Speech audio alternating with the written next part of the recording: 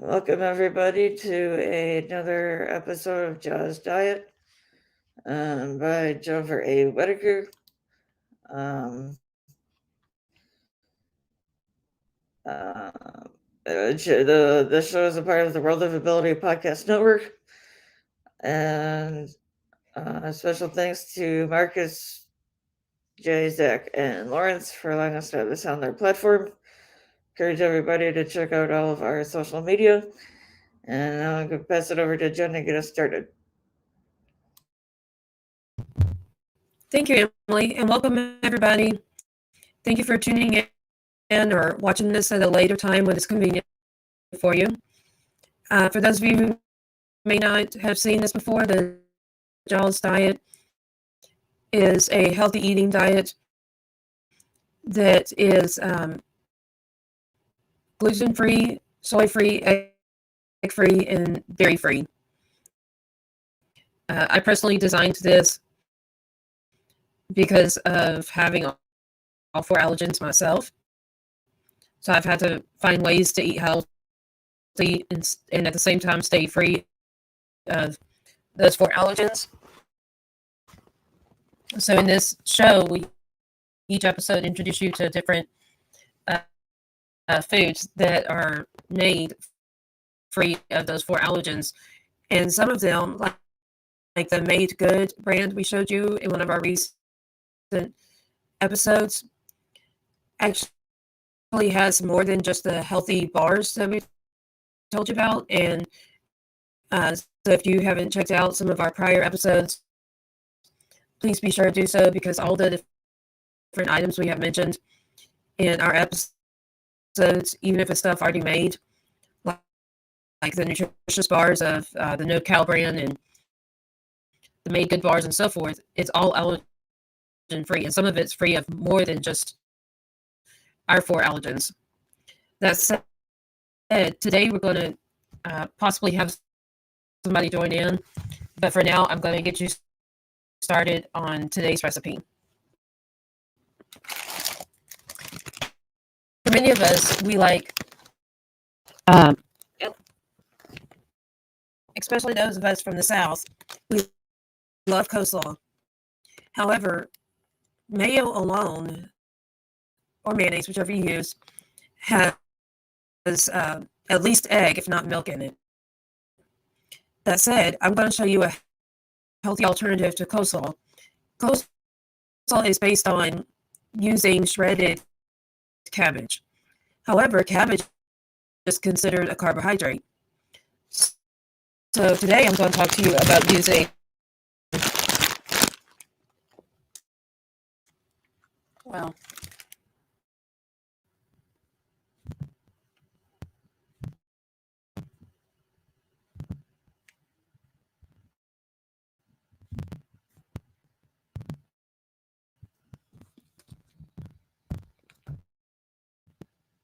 So today I'm going to talk to you about using, oops, it's still blurry.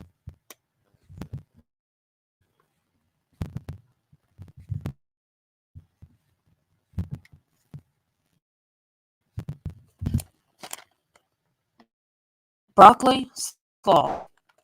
This is kind of like coleslaw as far as you may see different shreds of vegetables, but in this case it's broccoli based. So you're basically finding a more traditional way, via coleslaw in this case, of eating broccoli. That, as traditional as it is to eat coleslaw, a lot of us don't have any problems eating it as long as it's allergen free. And looking on the back, the broccoli alone has 7% fiber, 0 added sugar, 2 grams of protein, 4% of calcium, 4% of iron, 6% of potassium, only 1% of sodium, 0 cholesterol, and 0 fat. While 1 cup of this slaw has only 25 calories. Okay, so then you're asking me, how do you make broccoli slaw into coleslaw? Well, going back to the mayonnaise problem, I found Hellman's vegan, they call it dressing and spread, but it's basically mayo made plant-based. So it's basically mayonnaise by Hellman's that's vegan, or in other words, free of gluten, soy, milk, and egg. And this is what I use as my mayo-based substitute. And then after you have mixed, probably say about 2 tablespoons, not smooth, but like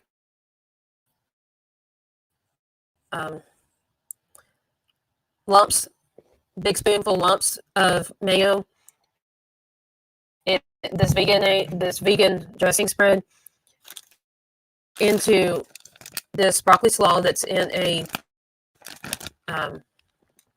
some kind of bowl of some sort for mixing. Then add, I would say, at least 3 stevias. That's 3 of these little packs to your mix, and you can accommodate it by adding more of the vegan dressing and spread, and or more of the stevia as you find need, so you can adjust it to your own taste and preference. However, those are the basic ingredients to making what's broccoli based, so it's high fiber and healthy, as opposed to carb based, which is using regular coleslaw or cabbage based vegetable, and still being free of gluten, soy, milk, and egg. Any questions, anybody?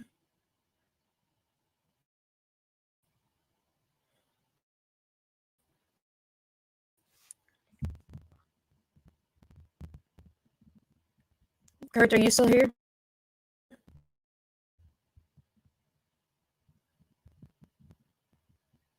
Kurt, are you still here?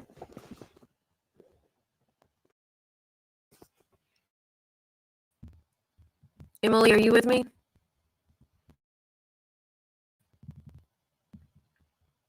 Yep. And then we have Beth Shapiro on here too. Really? I don't see her. Yeah, she's on Zoom. Oh.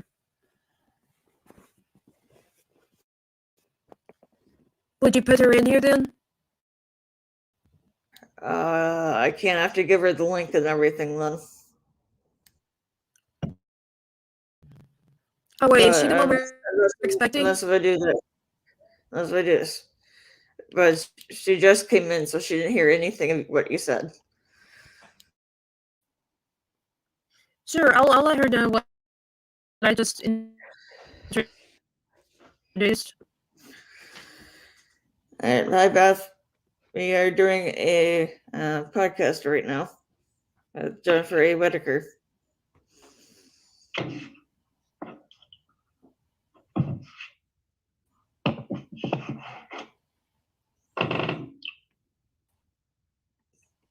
Beth? Yep. We are doing a podcast right now. But Jen, do you have anything you want to introduce yourself, anything like that?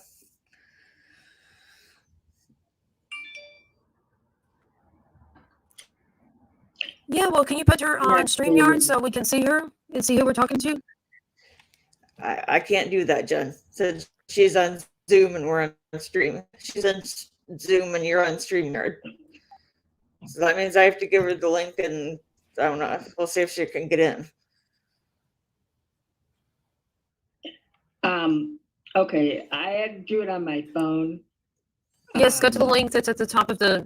I couldn't get Like the the YouTube link to work on the computer. Wait, but I couldn't get the link to work on the computer.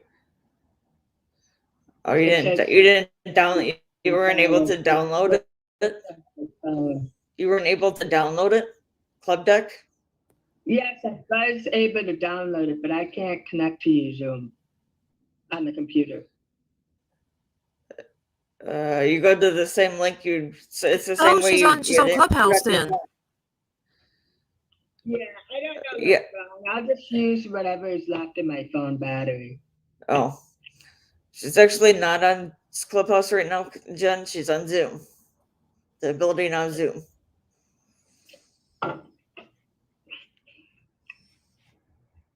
Okay. So what I was just introducing, you said is Miss Beth. Is that the right name? Beth, yes. Yep.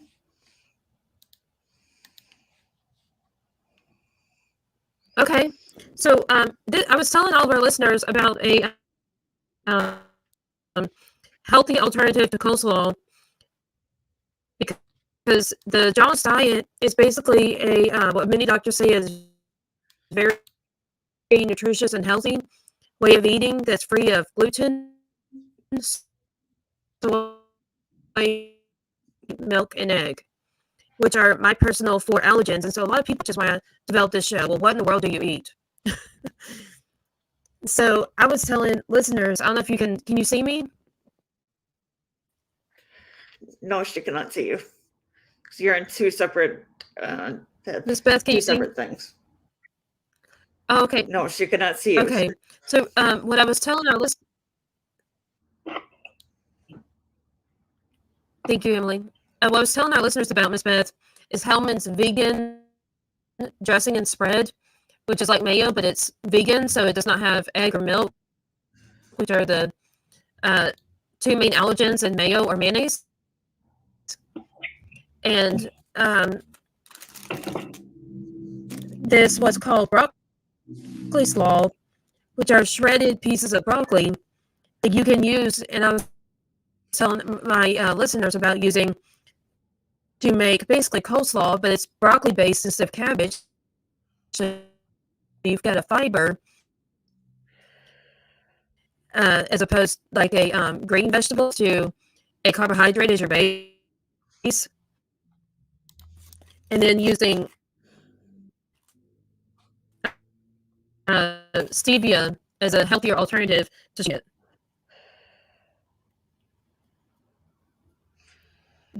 So would you tell us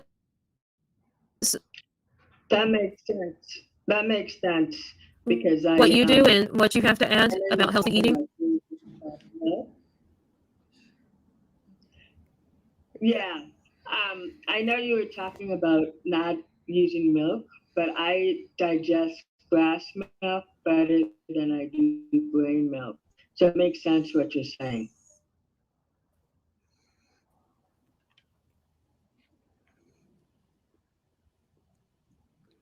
Well, we're talking about those that have allergies. So if it's an allergy, they can't have it at all.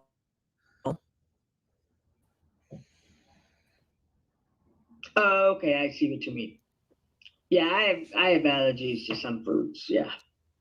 Because that's when I started off with how this is a diet free of the 4 major allergens: gluten, soy, dairy, and egg. Because I personally, those are my allergens, so I can't have them. It's not a matter of the preference. It's a matter my body cannot digest it without having some kind of serious reaction. The whole reason for the show is that a lot of people ask me, well, what in the world do you eat? So that's exactly what the show is about. The stuff that I do eat that's allergen free, but it's also a healthy diet.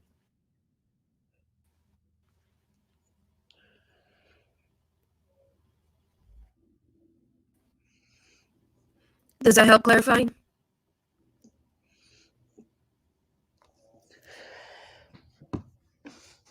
Yeah, no, I understand. I have allergies to food too, just not milk.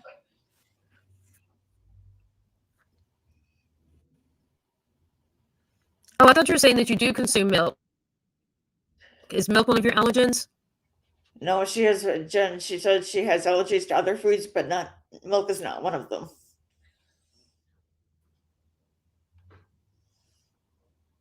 Well, I was saying that we do gluten, soy, milk, and egg avoidance. So, what Yeah, she are said your she allergens, Jen. Miss? She says she has food allergies too, but milk is not one of, or your dairy is not one of them. One of her allergies. Right. So I just asked her what are her allergens. So Beth, what kind of foods are you allergic to? Um, Corn, acids. I'm allergic to like turmeric, tannic, just all acids and chemicals in food, chemicals in the environment. I'm allergic to yeast,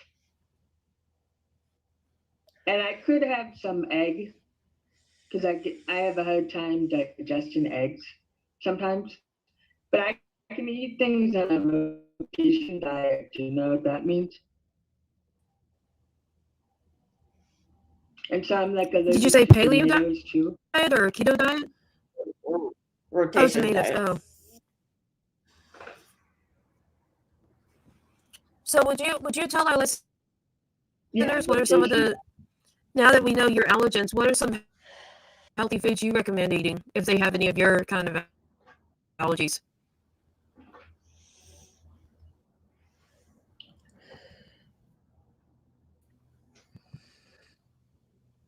flax or flax oil, flaxseed, um, maca, um,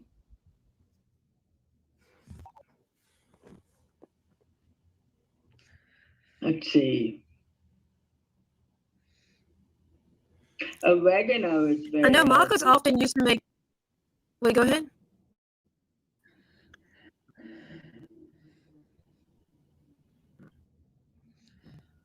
Go ahead.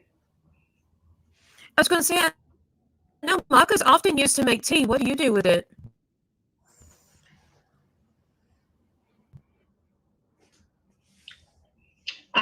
Sometimes use it in smoothies, but I think there's other things you can do with it.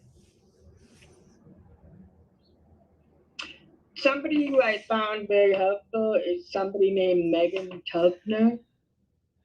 She's out of Canada, and she has some good recipes, and she also sells some things. But I don't know if she's a dietitian or a nutritionist, but she's really good.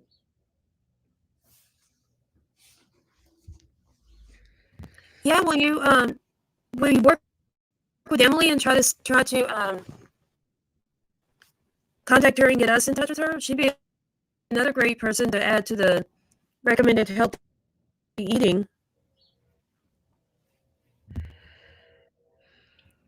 So, what were some of your other ingredients that you focus on with your diet, and some ideas of what to make out of them, like how to use them?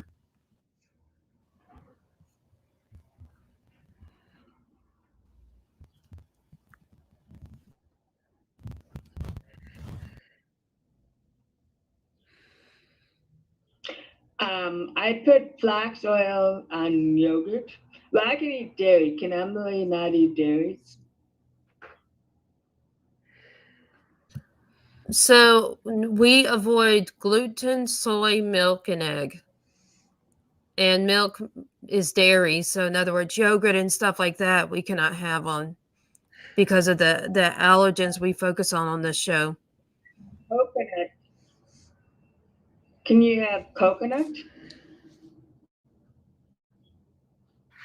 Yes, whether it's actual coconut fruit or it's dried coconut, like the snack that you get in the raisin aisle, or it's say coconut milk. like let's say, as some of us would use coconut milk as the milk replacement for say a coffee on a latte or something. Because yes, that doesn't fall in dairy, gluten, soy, or egg. Right. Coconut dairy, you could get some yogurt made with coconut and put some flax oil on it or some flax powder. And that would be a really healthy way to get your EFAs, your essential fatty acids, which we need. You can also do it in smoothies. You can also put it on your salad. It sounds kind of weird, but it has kind of a nutty taste. And so it's really good in salads.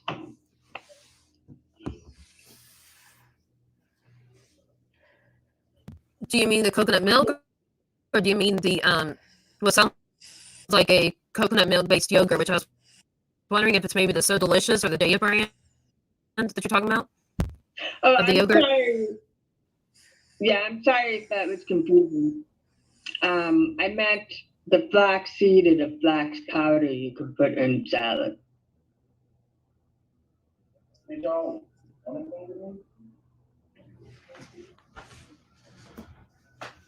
So personally, I really love But salad the when we coconut have. with.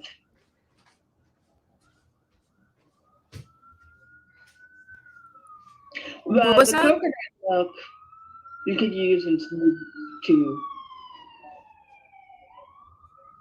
And that actually drains right into this room. When you were talking about You could use it in cooking. the I'll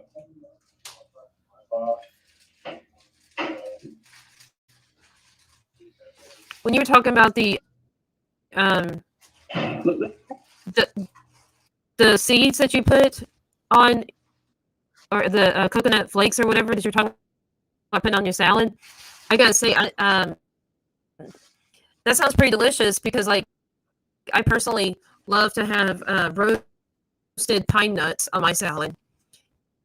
It gives a crunch to the salad. Yeah, that's good too. That's really good. Do you like capers? Um, do you mean the kind of nut? I'm not sure what you're talking about. Well, caper isn't a nut, it's a flower, and you can use that in salad too. It's kind of salty, but it's good with A flour? fish if you can eat fish. Flour, like, is it baking flour or what kind of flour? Caper. I'm not sure. I don't know, but it looks like a ball, but it's a type of flower. I haven't researched it that much. But but does it like is it like, are you saying how it's grown as a flower, but it's actually like this brown thing we often see at buffets, like salad buffets? I really can't answer that. I suppose we could Google it. I can Google it. Do you want me to do that? Sure. And maybe read what you find that Okay. describes what it is. Because I wonder how many of our listeners also are kind of wondering, well, what exactly is that, even though it may be a great idea, right?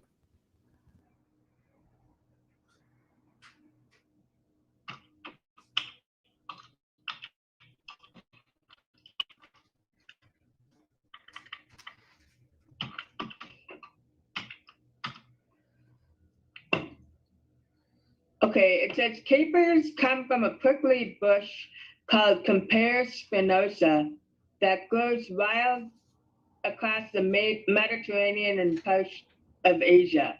The capers we see in, let's see what else it says.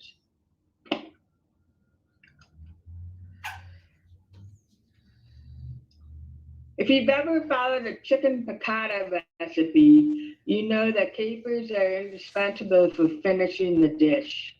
Or maybe you recognize the name from the mysterious jars in the pickle aisle that contain these pea-sized green orbs. But what is a caper? Let's explore.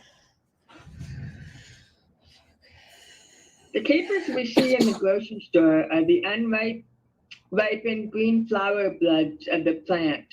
Once they're picked, the immature buds are dried and then preserved. They can be cured either in salt or pickled in brine, which is what gives capers their trademark savory, briny flavor profile. The taste of caper is reminiscent of the lemony tang and bryness of green olives, but with a smack of floral tartness all their own.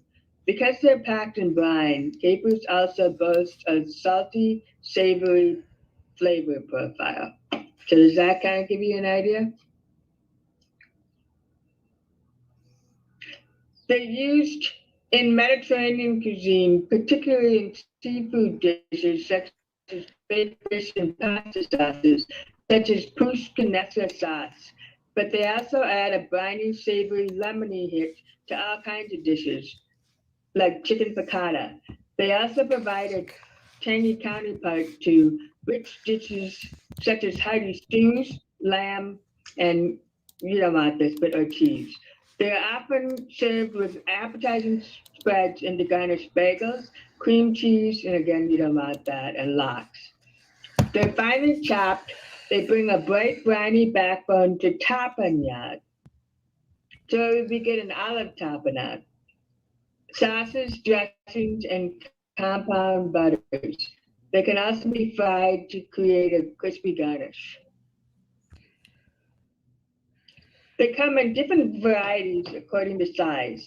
They include nonpareils, which are about a fourth of an inch wide or 7 millimeters in diameter and come from the south of France. You'll also see them labeled as French nonpareils.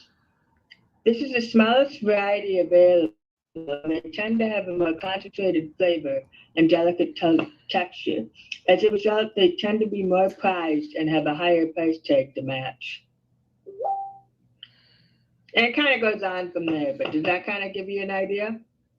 Yeah, I'm starting to think I've seen them at East Cafe or something like that, or Cafe East. Do you know what chain I'm talking about?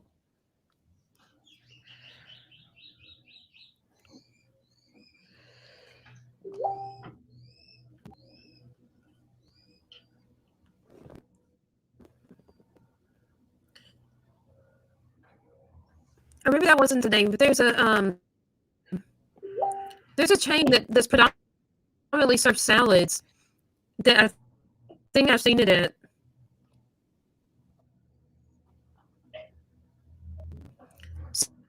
So what are some other ideas you have? Because I'm sure you've got some people looking up capers as a possible topping or cooking ingredient to say add to their seasonings for baked meat or pan browned meat using olive oil instead of um, butter because of the allergens, because butter has milk. So, and in some cases, it also has soy or egg, What depending about upon the brand. safflower oil? What, Do what? what about safflower oil? Yeah. Safflower oil? So sunflower oil is great in replacement of butter. So is olive oil.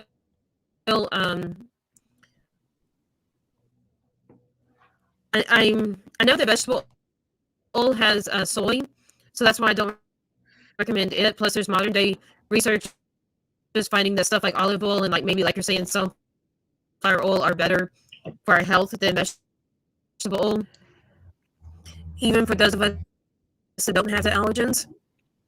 Um, but to say that people could use this capers as a topping on their meats that they bake or that they pan brown using sunflower oil or olive oil as the basic replacement of butter. Um, And then maybe was it maca? Was that the other one? It might The other even be good with brown thing. rice. Oh, you said maca would be?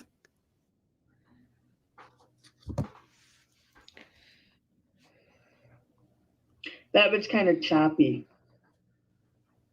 So was it maca or what was the earlier seasoning? And I asked about bean and tea.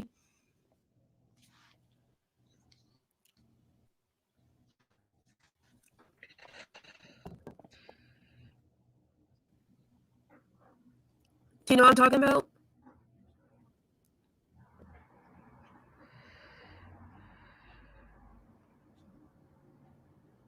Um, yeah, I know about tea, but what about tea?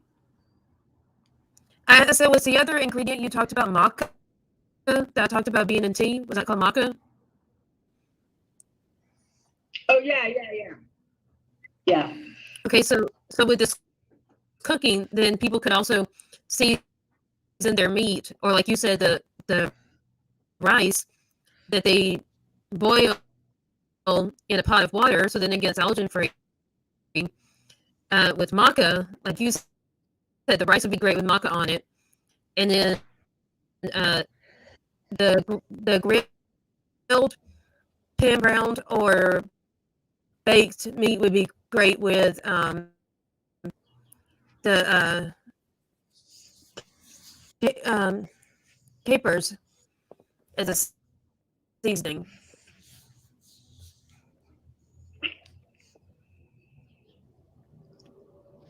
Yeah, that might be interesting.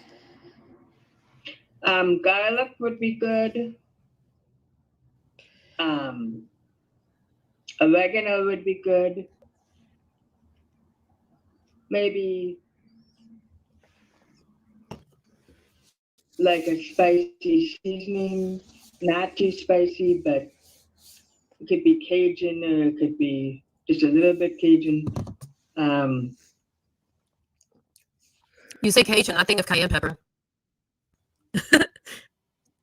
what's that? When you say Cajun, I think of cayenne pepper. Yeah, I was trying to think of people from Louisiana. What do they call it? Alligator, Um, maybe? I know in Louisiana they eat alligator and they also eat frog legs. No. I'm trying to think. What are their people called? There's a spice They're Cajun. like that.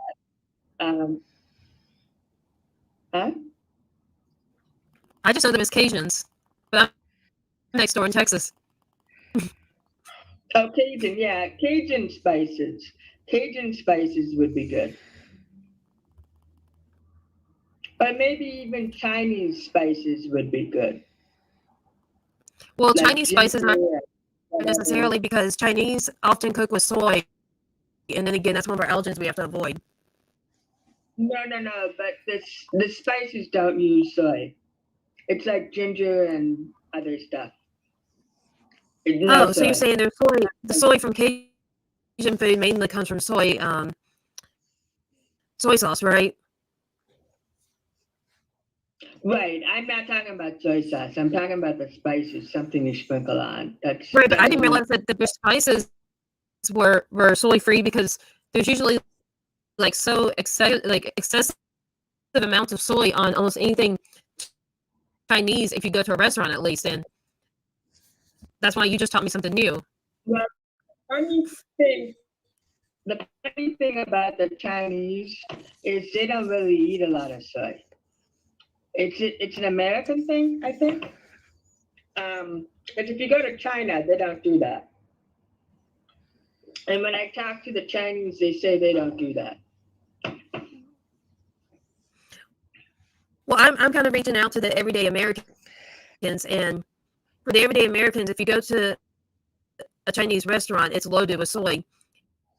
And there's some Chinese restaurants where I don't even have options to eat because they don't have anything made without soy sauce.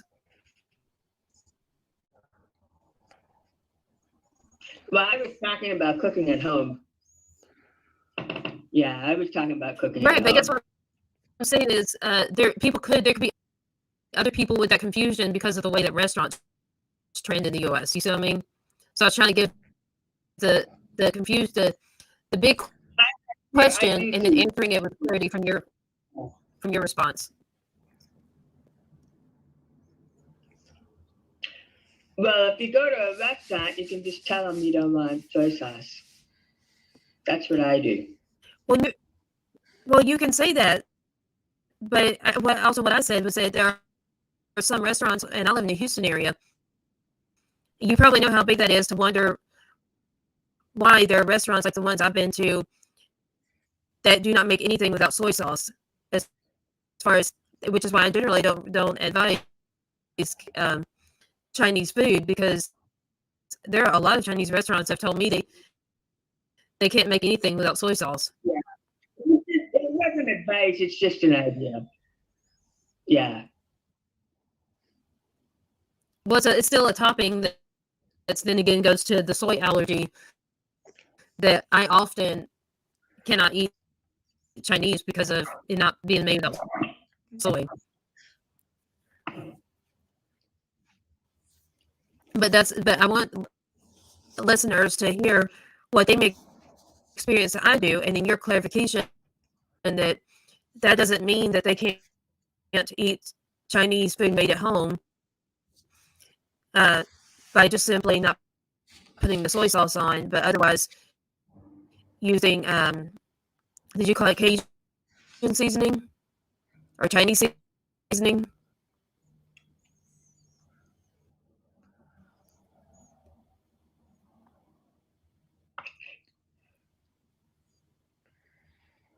Did you call it Chinese seasoning, or what do you call that seasoning that the Chinese use?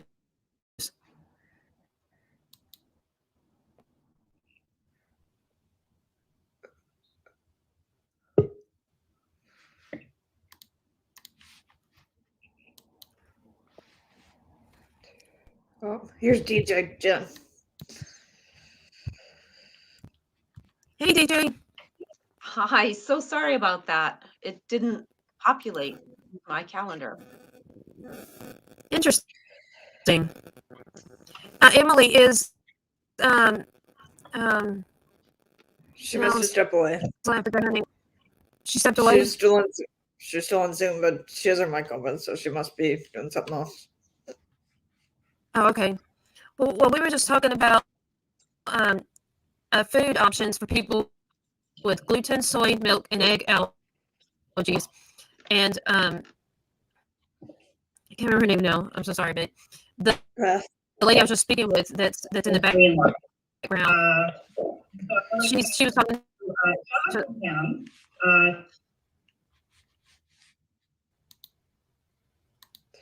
she was talking to us about how you can make Chinese food at home and it be soy free. And I found that interesting because I was telling her how, you know, in this show, it's about people like myself with those four allergens: gluten, soy, milk, and egg. And at least locally in the Houston area, I can't really go to any Chinese restaurant without them having soy sauce on it, on all of the dishes. And they're like, I'm sorry, we can't make anything free of that. I'm sorry, we can't serve you. Yeah. And then she was talking about how I find the same thing. you can. Okay, so it's not just me.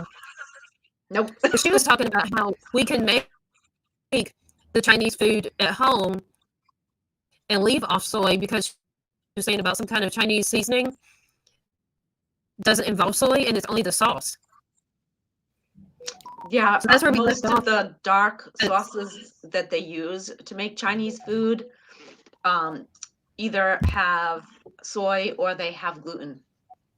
So you would either have to go with like an oyster sauce or something similar. Okay, so see, so what she was telling us was that it's soy free, but you're saying that the Chinese seasoning has gluten. Most of it does, yeah. So if you're celiac, like the processed Chinese food is not something that you can do, but yes, if you make it at home from scratch, you can. But who has the time to do that? I don't know. I don't. That's what I was wondering. But, but she was saying that if we make Chinese food at home, we can eat it without having gluten, soy milk, or egg. And I was thinking of say stir fry because you got the I mean it wouldn't be all the way stir fry because you wouldn't have the soy sauce, but you've got the gluten free and other allergen free rice,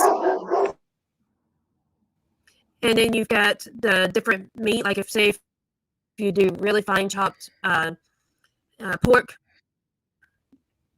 or some other meat, and then you've got the different vegetables you put in, like broccoli, carrots, whatever other vegetables. Like in that case, stir fry. But some people may consider that more of a Japanese than a Chinese. But if you just leave off the soy sauce, then at least the way I know how to make it, it is allergen free. Well, and some, there are some, what is it, tamari, which tastes similar to soy sauce that doesn't have gluten, but I don't know if it has soy. Well, there's actually a you know what? If you want to give some tips, I'll be right back with this sauce I have. That's soy free soy sauce. Like it has the flavor, but it doesn't have the actual allergen. Oh, that's cool. That's cool. Will you talk about some tips? I was going to say, I'm fairly new to having to be completely gluten-free because of celiac. And Right. I have been mostly disappointed, especially if you're going out to eat. It gets so difficult because like you can go into a restaurant and they'll say, well, we can do anything gluten-free, just let us know what you want. But if they're still cooking it in the same kitchen, you're going to have cross-contamination. So if you're soy intolerant, meaning that, you know, it bothers you, but it's not an allergy, which physically affects you, most of the time you'll be fine. However, the more you expose yourself to that allergen, the more severe your reaction is going to become. And I've had that issue recently where I almost ended up in the hospital. It was such a bad cross contamination. So, you know, unfortunately, the onus is on us as the people that have that allergy to do our due diligence before we go. I typically have it so that I just don't. I'll eat before I go to a restaurant. I'll eat at home, go to the restaurant. If they have something that I can eat, then, you know, great. And if not, no worries. I watch everybody else enjoy their food. But those restaurants that truly take allergies seriously and have like a separate kitchen, the chef has to change their jacket, gloves, everything, hairnet before walking into the kitchen. And when they walk out, changing back again. That's the kind of restaurant that you want to be supporting. But know that your food's going to take longer than anybody else's. And so either ask them to make sure that, you know, your gluten-free meal is coming out at the same time, which is going to hold everybody else up. But you really need to understand that they thoroughly clean between every gluten-free meal they prepare, and a separate server will bring that out to you. And I really appreciate going to restaurants like that, even though it may take 45 minutes for me to get my meal and everybody else is finishing. They're not going to send me to the hospital. They really care about my health. So I make sure And safety and that delivery, because someone does, like you said, that ends up in the emergency room for the slightest exposure. That's also in a way taking care of your health and your life. exactly. Because like especially those that have anaphylaxis, if I say it right. Yeah. Because like mine, I was tested and mine's not celiac disease or any of that kind of stuff. But my primary care was really quick to test me for that when he heard about my gluten allergy. But I don't have those. But mine is a digestive reaction. reaction that can have me, only going back there once every 3 weeks if I eat it regularly. So in that case, it's as far as it's coming up and ended up really sick and ill, it is serious. But like, if I just have a small amount for, say, just dessert or just one meal, and be only one day for every week, then I have a reaction, but I can take medicine that treats the reaction. But like, if I have that reaction to every single meal, then do you see what I mean? Mm-hmm. Yeah. And that's when it turns into an allergy rather than just being intolerant. And Well, my mom's intolerant, and my mom's a registered nurse, but my doctor says it's an allergy, and my mom's like, "Oh no, it's not an allergy, or you'd be having sinus and these kind of reactions versus the digestive kind." I'm like, no, that's not true. different people react different, Mom. Yeah. Yeah. She's thinking of allergies like seasonal allergy kind of stuff. You can have an allergy. Exactly. Like I can't have what's the antibiotic that everybody prescribes? Penicillin. You give me penicillin, I stop breathing. That's an allergy. That's an allergic reaction. See, penicillin is what caused my epilepsy. That's why I'm considered one of the worst 30 cases in the country of epilepsy. And it was caused by penicillin in my DTP shot. That's crazy. So I don't really know life without epilepsy and without being so severe that I'm considered disabled and so forth, because I can't even regularly show up for whatever are my obligations, as far as whatever kind of work I do. But it's because I was exposed to penicillin in my DTP shot, and that's what caused what they define as being progressively worsening with age epilepsy. Mhm. So I was having anywhere from 1 to 10 to even 15 seizures a day before I ended up at the point of brain surgery after I failed all other treatments, every medication on the market, all other surgeries, and finally they came to a point they just had to rip out a piece of my brain. That's terrible. And now Well, I'm in a and I 5-year think journey.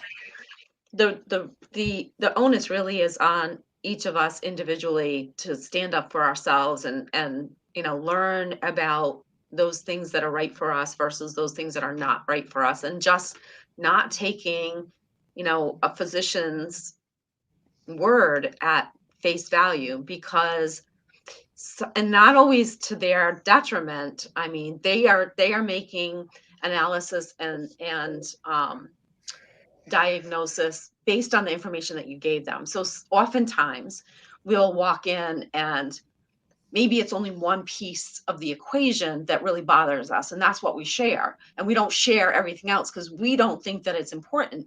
Yet if we told them that in addition to getting completely bloated, having pains worse than childbirth, and having it cause you such a severe headache, you might think that, well, the severe headache isn't part of that, so I'm only going to talk about the bloating and the abdominal pain and anything that's due to that.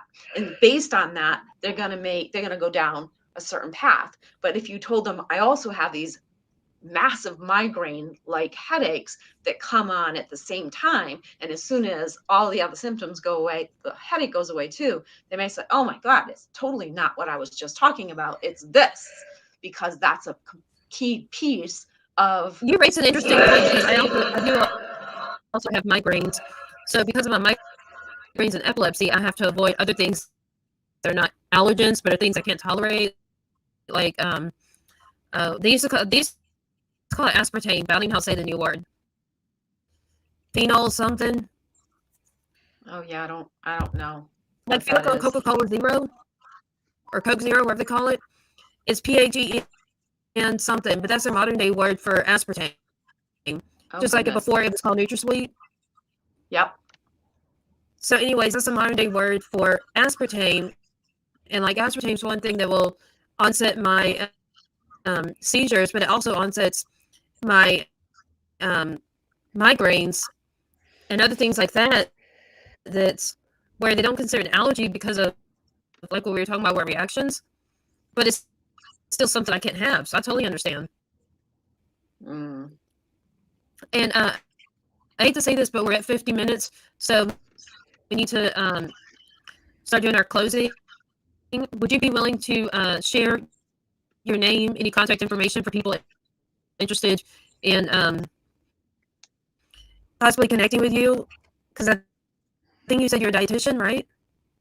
No, I'm not a dietitian. I am a host of a podcast called Advantages to Aging. I'm also a founding brand partner with Neora, which Okay. is all plant-based, age-defying skincare, hair care, wellness, and weight management. And I just happen to be gluten intolerant or have a gluten allergy. Okay, well, definitely you're a great source for this show then, and we'd love to have you on for another Monday. But if people are interested in learning about you and what you do, um, will you share your name and information where they can reach you? Sure. Is there a place you want me to share it or just speak Verbally? it? Yes, Speak it. I'm DJ Horton. You can reach me through my website, Advantages to Aging, ADVANTAGESTOAGING.com. It's not the number two, it's a TO. Advantages to Aging. And the podcast can be heard on most channels as well. And that's the best way to get a hold of me. Okay, well, thank you. Well, we'd love for you to book to be on our to use our Calendly and to be on our show again, talking about gluten stuff again.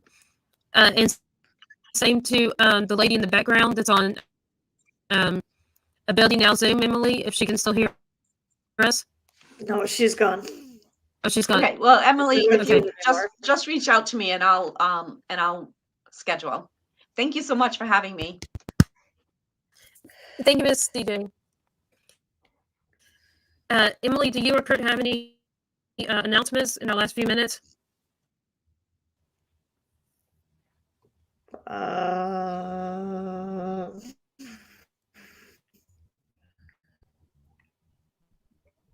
Not sure at the moment. Okay, then I'll go ahead with mine. Not think of anything. I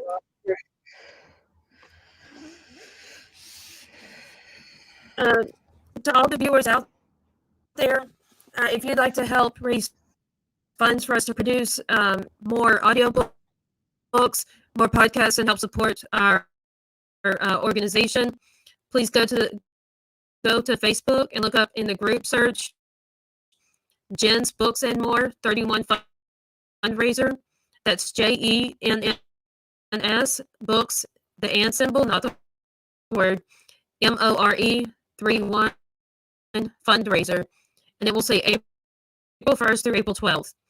And you have to first go to facebook.com or your Facebook app, go under groups, and then search for Jen's Books and More 31 Fundraiser, which will say it's April 1st through 12th of 2023. If you don't make it in time, we will be having this again in October. But please go ahead and subscribe to that group so we can continue to bring you more podcasts, books, audiobooks, and so much more. If you would like to be on this podcast or see what else we have to offer, please go to linktr.ee/Jaws Coffee Chat. That's linktr.ee/JAWS Coffee Chat. If you would like to join a women's Bible study, entrepreneur group, networking group, and so much more, please go to aspirewomenforexcellence.com. That's ASPIRE women FOR excellence.com. And that's the Bible study by Lady Kendra. That's where you'll also find me. It's where I go for doing my Bible studies, networking, and other ways related to both professionally and personally, bringing Christ into the way I do business, the way I run my life in general, even in personal life, and so much more. Um, though we do not require anybody to be of any certain faith to watch our podcast. Um, and if you'd like to see what all we have to offer,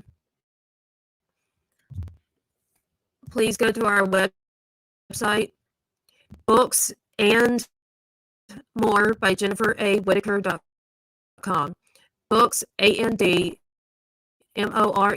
by JenniferAWhitaker.com.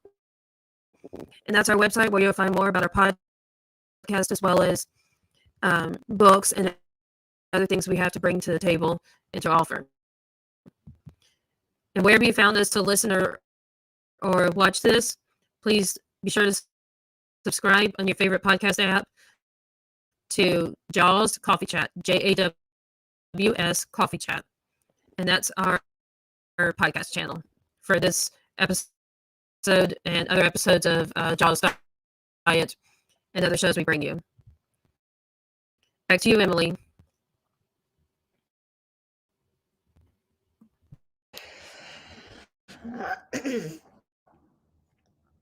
You can also contact us through jawscoffeechat@gmail.com for any questions, comments, concerns, and so on.